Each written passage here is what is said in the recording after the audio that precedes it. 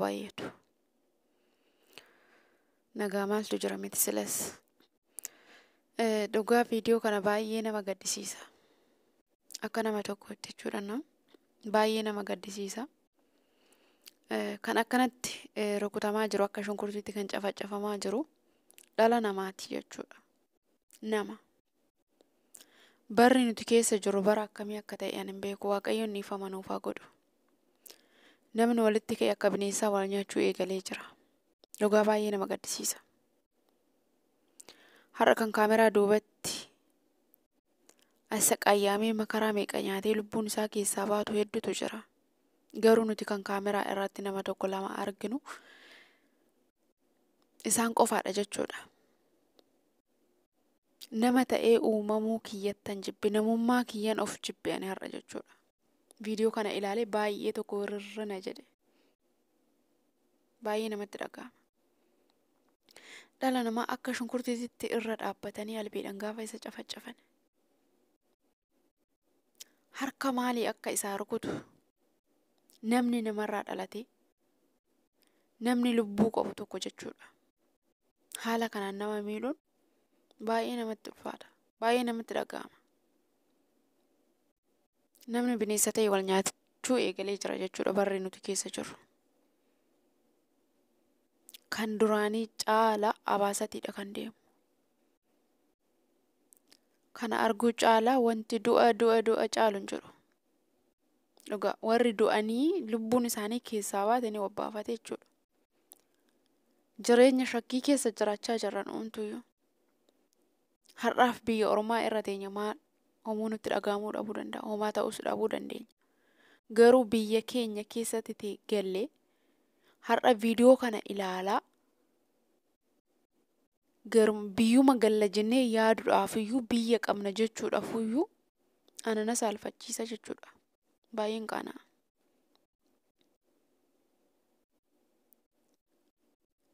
Ani namni maaliif akka akkas garaa walitti jabaate ani hin beeku. Nama kana haala kanaan cicciree ajjeesee macheen foon isaa hin nyaatu. Nyaachuus danda'a garuu ani hin beeku. Nyaachuus danda'a. Bichaa innii fi rabbiin walitti haa beekan. Dhugaa basmaa.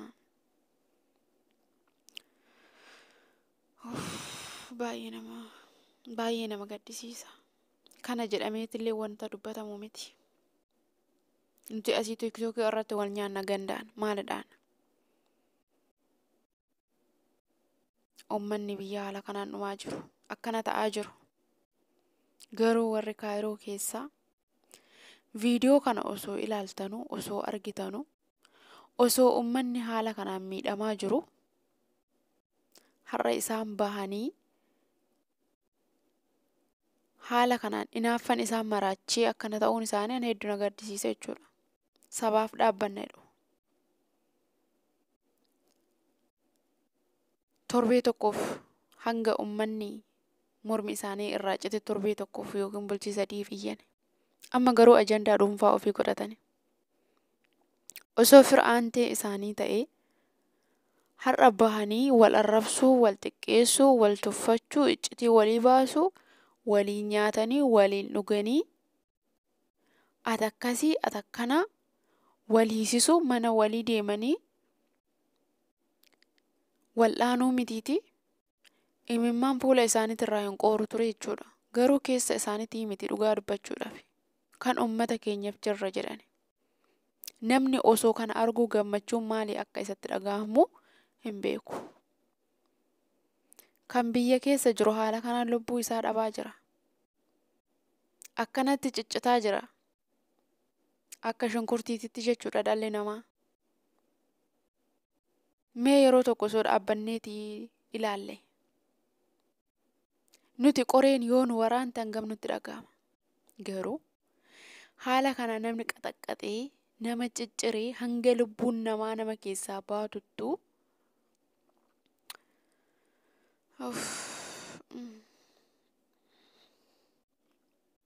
dhugaa dubbii nama dhowwa. Nama waliin jiraanna jechuun ani nama waliin jiraanna jechuun iyyuu na qaanessa yeroo kanatti jechuudha. Harki maalii akka namaaf rukutu? Ijji maalii akka nama sana ilaalaa akka namaaf rukuttu? Baay'ee giraa nama gabbaa. Bicha bakka jirtanitti amantaa qabdanii, amantaa itti amantanii biyya keessaniif du'aayee tsalootii godhaa. Cubbuu keenyatu baay'ate. Nuti quufnee asii akka barbaannetti rafnee akka barbaannetti nyaannee quufnee kaane TikTok irratti wal arrabsina, wal xiqqeessina, wal tuffanna, gandaan mataa waliif suuraa walii gadi galabbanna. Garuu warri biyyaa haala kanaan lubbuu isaanii qaalii dhabaa jiran jechuudha. Keessattuu warri Kaayiroo yeroo ammaa kana keessa haala kanaan deebi'anii isaa walitti garagalanii wal nyaachuun isaanii ana hedduu na gaddisiisa. Akka nama tokkotti jechuudha. Osoo kana ilaalanu, osoo kana arganu, dhuguma namni erga saba ofiitiif biyya ofiitiif dhaabbatee sagalee taana jedhanii har'a ajandaa mataa ofii godhatanii deebi'anii waan biraa hin haasa'an ture jechuudha. Dhugumaayyuu akkuma namoonni tokko tokko jedhan miidiyaa irratti beekamtee argachuu fi giiftii sabasabachuuf akka ta'an kan argisiisudha jechuudha. Namni lubbuu qabu tokko, namni namarraa dhalate tokko, namni yaaduu danda'u tokko kana hojjechuun baay'ee nama qaanessa safuudha. Baay'ee nama qaanessallee, baay'ee nama gaddisiisallee. Bicha Waaqayyoon biyya keenyaaf nagaa nuuf haa buusu.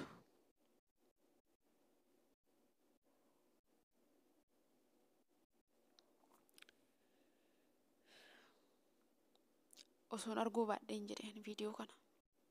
Garuu hin arginus yoo jenne garasis yoo deemne waan akkanaati. Gamanas yoo deemne waan akkanaati. TikTokii seenu kan akkanaati. Kara YouTubaa yoo dhufne kanaadha kan agarru. Feesbuuka yoo seenne kanaadha kan agarru. Dhugaa keessi keenya yoo nu jeeqame kan du'e hobbaafate sanuu yoo wayya qorxumaan. Kana caalaa wanti nama dhukkubu hin jiru. Kana ilaalaa jiraachuun jechuudha. Duutu du'a caaltu hin jirtu bara. Kana ilaaluun du'a. Baay'ee nama dhukkuba, baay'ee namatti dhaga'ama. Baay'ee nama gaddisiisa. Ani sijjammar biyya keenya keessa mootummaan hin jira jedhee dubbachuudhaaf iyyuu afaan hin qabu. Dhiifamanaaf godhaate jechuudha. Maaliif namni eeggiis sodaatu waan ta'eef jechuudha. Haala kanaan kan dhumachaatii jiru. Haala kanaan namni gaafa nama akka waan hojii gaarii hojjete nama qalaa, namni lukkuu miti, namni shunkurtii miti, namni raammoo miti, lubbuu namaa baasaa kun footoo waliin ka'aa gallakkisa, kun viidiyoo hojjetee gallakkisa. Maal irraa baranna ishee? Ganaa daa'imti lafaa dhuftu, daa'imti xixiqqoon ganaa guddattuyyuu boru biyya ofii bulchiti jedhamteeyyuu kan yaaddu maal ilaalaa kan guddatanidha. Ana waan gaafii natti ta'u keessaa jechuudha. Haala kanaan viidiyoon waraabamee gallakkifama miidiyaa irratti. Hanga yoomis namni akka ajjeefamuun hin beeku. Biyya qabnas jennee garuma biyya keenya hin galla jechuudhaaf illee biyya hin qabnu jechuun afaan guutee biyya hin qabnu yoon jedhe anaaf natti tola. Hanga kanaan dhalli namaa hanga dhiibbaa walirraan ga'u jechuudha. Kana caalaa duuti hin jirtu. Duuti namni lama du'u bara. Kan du'ee lubbuun isaa keessaa baate sun siqaayii meeqa keessa darbee lubbuun isaatillee keessaa baatu inni takka du'e obbaafateera. Garuu nuti kana ilaallaa gubachaa jiraanna jechuudha. Jireenya shakkii, jireenya sodaa. Baay'ee nama dhukkuba.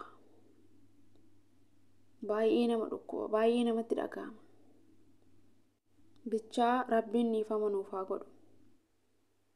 Rabbiin jaalala nuuf haa kennu. Rabbiin tokkummaa biyya keenyaaf haa kennu. Kana kan fide jibbiinsa nuti TikTok irratti walii qabnudha.